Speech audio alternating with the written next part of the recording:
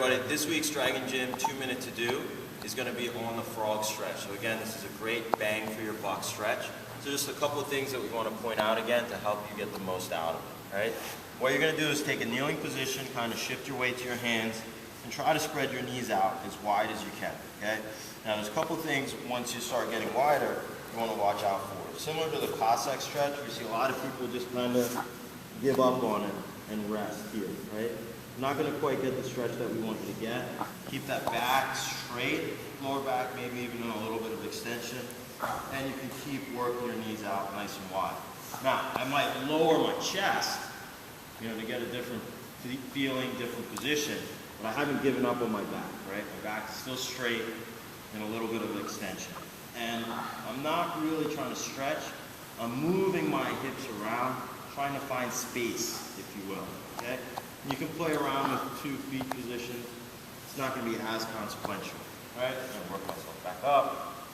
Just kind of feeling myself move the hips forward, back, get into the position. All right. Now, the next step in the progression for this stretch is to move the hips towards the floor. Now, here's the big mistake we see is if you're dropping your right hip to the floor, people give up on the knee and just drop your hip. Well, now you've lost the stretch again. So what I want you to do is concentrate on keeping this knee in the same absolute position. And I'm going to pull, squeeze my right hips towards the ground. My foot might come up, and I'm activating the glutes. Pulling my hips down. But you notice my knee hasn't changed its absolute position. Driving down again. You need to bend your arms to get a little bit lower. Also fine. All right? Then I'm going to come back to center. Now the left side, again, I'm going to concentrate on keeping the left knee in the same absolute position, pulling my hips down to the floor, activating the glutes.